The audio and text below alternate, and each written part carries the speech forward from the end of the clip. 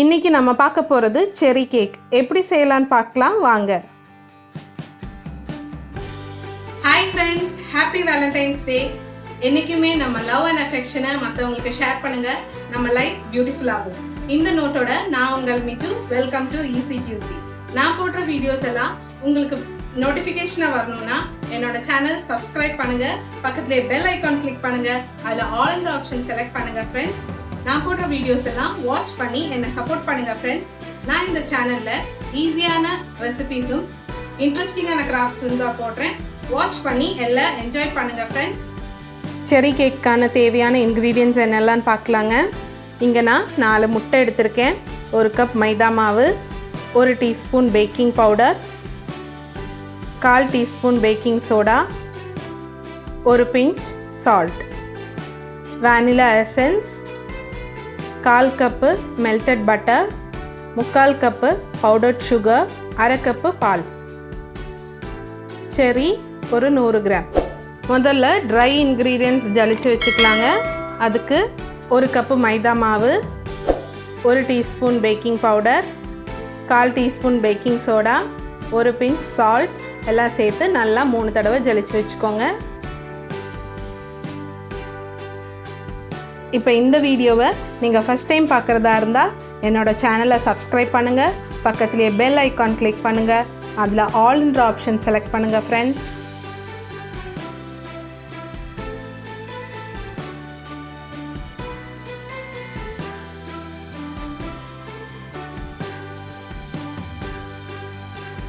இப்போ நம்ம எடுத்து வச்சுருக்கிற 100 கிராம் செரியிலேருந்து ஒரு 50 கிராம்ஸ் போல் நம்ம மிக்சியில் போட்டு நல்லா அரைச்சிக்கலாங்க. இப்போ கொஞ்சம் பால் ஊற்றி நல்லா பேஸ்ட்டாக அரைச்சி எடுத்துக்கலாங்க. நம்ம எடுத்து வச்சுருந்தோம் இல்லைங்களா, அதிலேருந்து ஒரு கொஞ்சம் பாலே ஊற்றிக்கோங்க. இப்போது ஒரு மிக்சிங் பவுலில் நம்ம 4 முட்டை உடச்சி சேர்த்துக்கலாங்க. அது கூட 1 டீஸ்பூன் வானிலா எசன்ஸ் சேர்த்து ஹேண்ட் பீட்டர் வச்சு பீட் பண்ணிக்கலாங்க. இல்லைன்னா நீங்கள் விஸ்க்கு கூட யூஸ் பண்ணிக்கலாம்.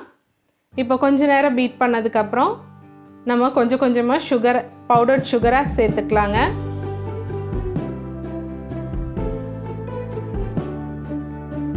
இப்போ அது கொஞ்சம் கொஞ்சமாக சேர்த்து நல்லா பீட் பண்ணுங்கள்.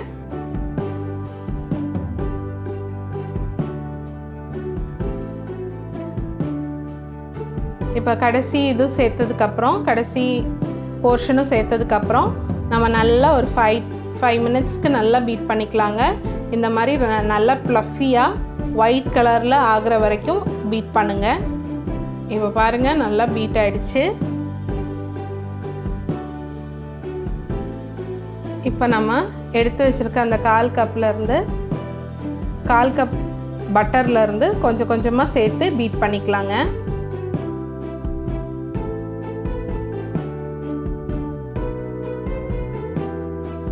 இப்போ அது நல்லா பீட் ஆகிடுச்சு. இப்போ நம்ம செரி பேஸ்ட்டை சேர்த்துக்கலாங்க. அதுவும் கொஞ்சம் கொஞ்சமாக சேர்த்து பீட் பண்ணிக்கோங்க.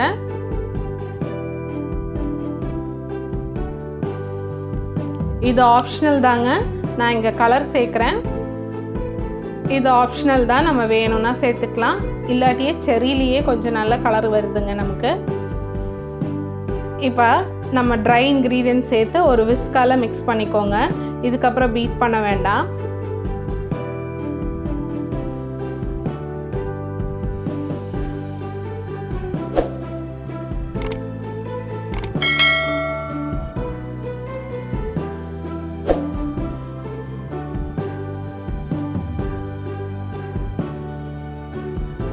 இப்போ எல்லா மாவும் நல்லா மிக்ஸ் பண்ணியாச்சுங்க.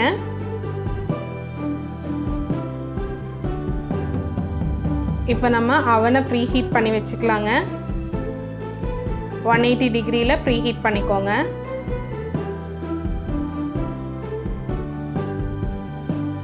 இப்போது நம்ம ஒரு 1/2 டீஸ்பூன் லெமன் ஜூஸ் ஆட் பண்ணிக்கலாங்க. இது நான் இன்க்ரீடியன்ஸில் காமிக்கல, மறந்துட்டேன்.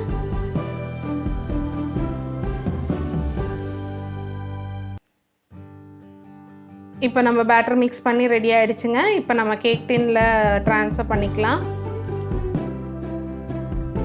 கேக் டின் வந்து ஃபஸ்ட்டே நான் பட்டர் பேப்பர் போட்டு ஆயில் க்ரீஸ் பண்ணி பட்டர் பேப்பர் போட்டிருக்கேங்க.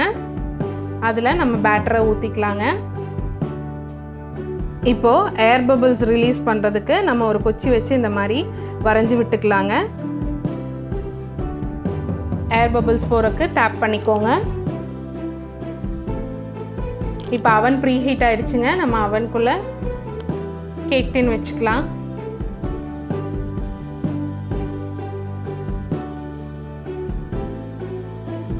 இப்போது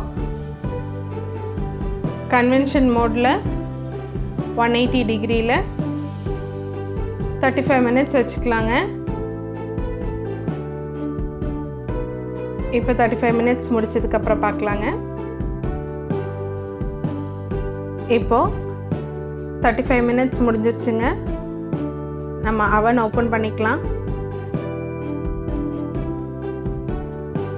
கேக் டின் வெளியே எடுத்துக்கலாங்க. பாருங்கள், நம்ம கேக் நல்லா சூப்பராக பேக் ஆகி வந்துருச்சுங்க. இப்போ இதை நம்ம ஆற வைக்கலாம். கேக் ஆறுறதுக்குள்ளே நம்ம ஒரு செர்ரி சிரப் பண்ணிக்கலாங்க. அதுக்கு ஒரு 100 கிராம்ஸ் செர்ரி எடுத்துக்கோங்க. அது மிக்சியில் போட்டு கொஞ்சம் தண்ணி ஊற்றி நல்லா பேஸ்ட்டாக அரைச்சி எடுத்துக்கோங்க. இப்போ அரைச்ச அந்த பேஸ்ட்டை ஃபில்டர் பண்ணி எடுத்துக்கலாங்க. நம்ம அதோட ஜூஸை மட்டும் எடுத்துக்கலாம்.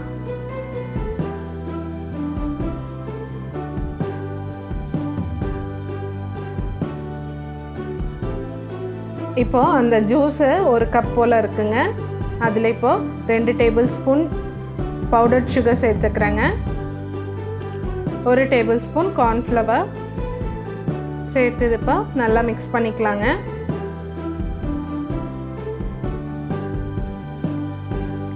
இப்போ இது ஸ்டவ்வில் வச்சு அதை பாயில் பண்ணிக்கலாங்க. இப்போது ஒரு 1/2 லெமன் ஜூஸ் சேர்த்துக்கலாங்க. இது நமக்கு ஒரு புளிப்பு சுவை கொடுக்கும்.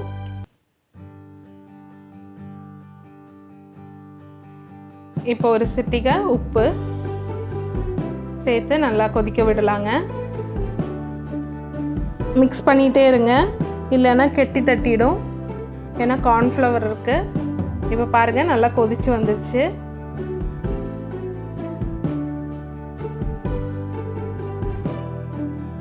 இப்போ இந்த மாதிரி சாஸ் மாதிரி ஆயிடுச்சுங்க. இப்போ நம்ம ஆஃப் பண்ணிக்கலாம். கேக் வந்து நான் கட் பண்ணி வச்சுருக்கேங்க. இப்போ அதில் விப்பிங் க்ரீம் போட்டுக்கலாம்.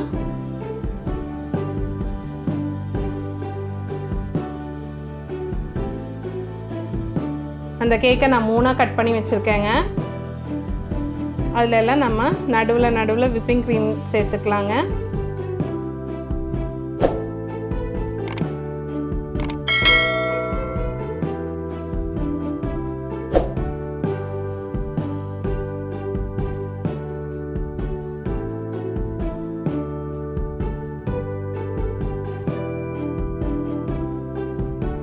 இப்போ நம்ம கேக் ஃபுல்லாகவே விப்பிங் க்ரீமால் கவர் பண்ணிக்கலாம். மேலேயும் சைட்லேயும் எல்லாம் ஃபுல்லாக கவர் பண்ணிக்கலாங்க.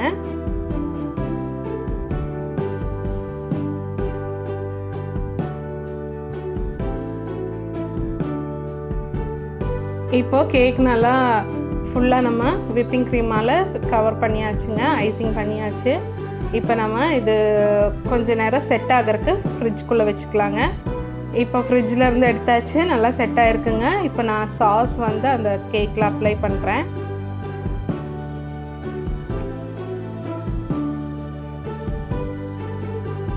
கேக்கை வந்து நம்ம இஷ்டம் போல் டெக்கரேட் பண்ணிக்கலாங்க.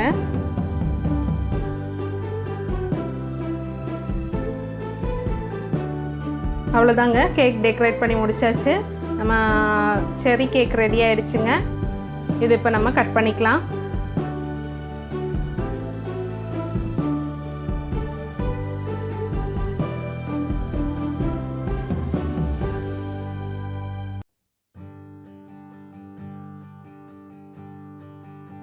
பாருங்கள், சூப்பராக நம்ம கேக் ரெடி ஆயிடுச்சு.